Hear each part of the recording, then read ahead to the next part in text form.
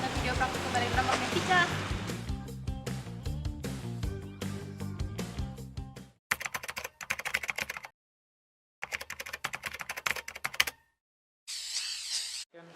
Oke, sekarang kita akan melakukan praktikum untuk medan magnet dan juga medan listrik. Di sini saya akan melakukan praktikum yaitu DC motor, di mana saya adalah Alvin Ramdhani dan rekan saya Muhammad Aril Yasa. Nah, selanjutnya kita akan menjelaskan alat dan bahan apa saja yang diperlukan. Yang pertama, kita menggunakan magnet pada praktikum kali ini. Lalu ada 2 buah baterai dengan merek yang berbeda yang nantinya akan dites perbedaan dari kedua baterai ini, serta ada kawat tembaga sebagai sarana untuk melakukan praktikum kali ini. Pada praktikum yang pertama ini, kita akan mencoba seberapa banyak putaran yang dihasilkan oleh batu baterai alkalin dalam limit waktu 10 detik. Pertama, kita hubungkan dulu ke baterai, ke magnet, baterai ke magnet. Lalu kita pasang kawat tembaga ini di bagian positif magnet.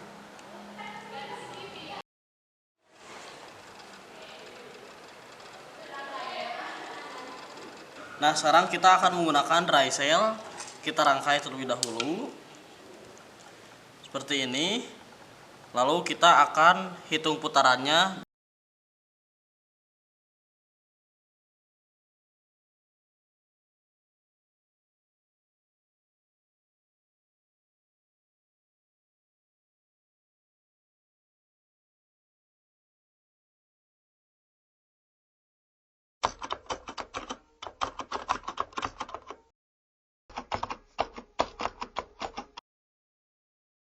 Oke, di sini saya akan menjelaskan mengenai medan listrik. Dimulai dari pengertian medan listriknya sendiri. Medan listrik adalah suatu wilayah di sekitar suatu benda bermuatan di mana gaya listrik dapat mempengaruhi benda-benda lain. Ini diukur dalam satuan volt per meter dan terbentuk karena adanya muatan listrik yang menyebabkan gaya tarik atau tolak antara muatan tersebut.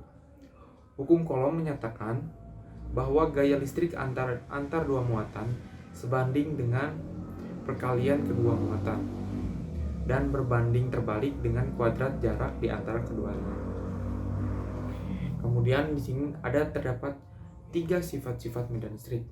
Yang pertama, arah garisnya akan keluar dari muatan positif dan akan masuk ke dalam muatan negatif. Garis medan listrik ini digunakan untuk menyatakan adanya medan listrik yang arahnya dari muatan positif atau proton ke negatif atau elektron. Jadi, untuk muatan proton, arah garis medan listriknya mengarah keluar dari muatannya. Sedangkan untuk medan negatif atau medan elektron, arah garis medan listriknya mengarah masuk ke muatannya. Kemudian ada sifat yang kedua itu garis-garisnya tidak boleh saling berpotongan. Sehingga setiap garis yang memiliki jalur lintasnya masing-masing, jadi nggak boleh tuh yang namanya nyelip-nyelip di jalur orang lain. Bisa dilihat gambarnya.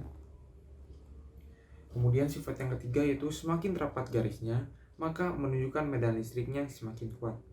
Artinya, kuat lemahnya medan listrik suatu muatan listrik dapat kita tunjukkan atau kita gambarkan dengan rapat tidaknya garis medan listrik. Jadi, untuk medan listrik yang kuat, kita gambarkan dengan garis medan listrik yang semakin rapat.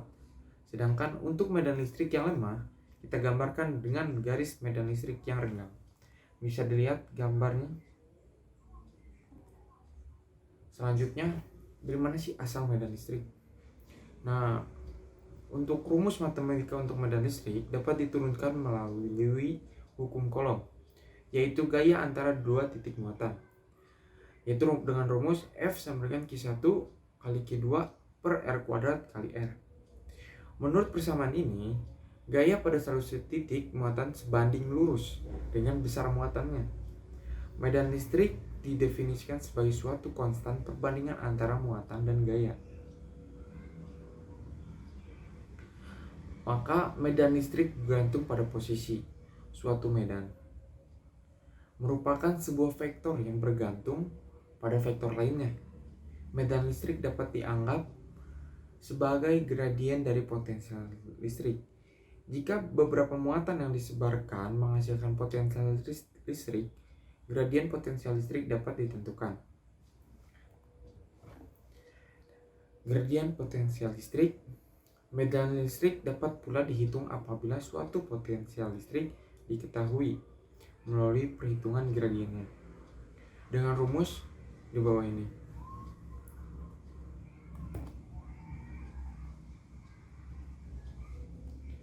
Kemudian, untuk menghitung medan listrik, bisa dilihat gambarnya. Untuk menghitung medan listrik di suatu titik akibat adanya sebuah titik muatan yang digunakan rumus di bawah ini. Bisa dilihat. Sekian penjelasan dari medan listrik. Selanjutnya akan diberikan contoh soal mengenai medan listrik.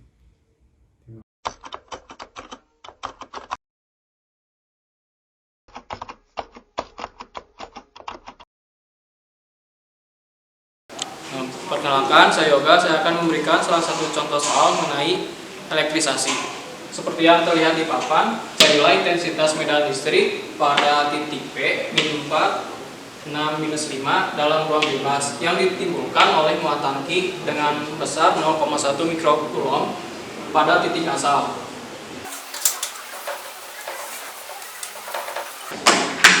Berdasarkan soal tersebut, dapat diketahui titik P yaitu,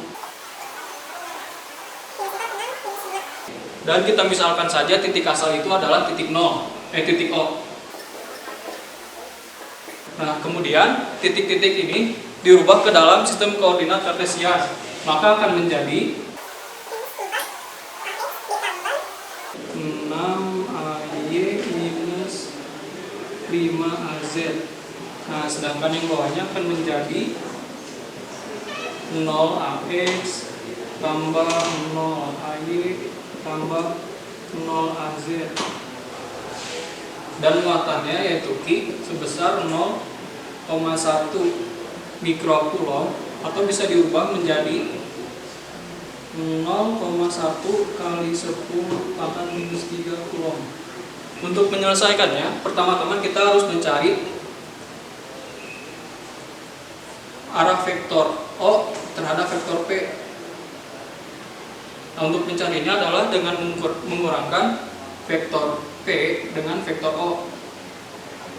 Maka akan menghasilkan minus 4AX ditambah 6AY minus 5AZ. Kemudian mencari jarak antara vektor O dan vektor P dengan menggunakan rumus akar dari X kuadrat ditambah Y kuadrat ditambah Z kuadrat. Kemudian masukkan nilainya, yaitu X-nya itu adalah 4, Y-nya adalah 6, dan Z-nya adalah minus 5.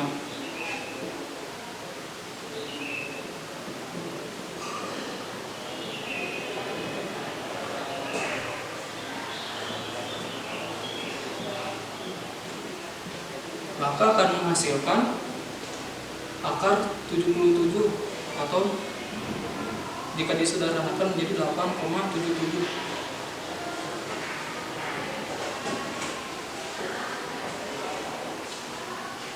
Setelah itu mencari vektor satuannya, yaitu AOP, dengan menggunakan rumus antara ini dibagi dengan jarak. Kita masukkan minus 4AX ditambah 6AY minus 5AZ per 8,77. Karena ditanyakannya intensitas medan listrik, disimbolkan dengan E. Nah, rumus E itu adalah F per Q. Nah, kurang lebih seperti inilah. F-nya itu adalah muatan dan Q-nya itu 4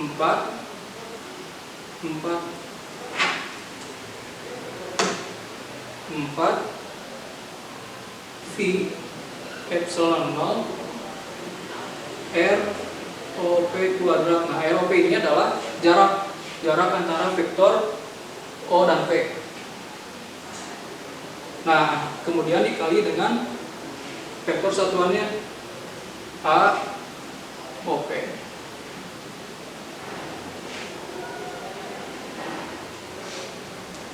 Q-nya itu adalah yang ini,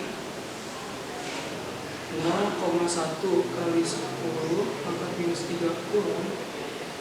per 4 V epsilon 8,8 kali 10 pangkat minus 12 dikali 8,77 kuadrat dikali yang ini di ROP nya tuh. Nah, yang ini minus 4AX tambah 6AY minus 5AZ. Nah, dari sini maka akan menghasilkan minus 379,84X tambah 7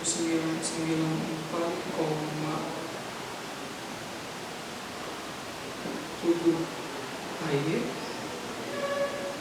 minus 3,25 AZ dengan satuannya volt per meter. Nah, cukup sekian penjelasan dari saya. Assalamualaikum warahmatullahi wabarakatuh.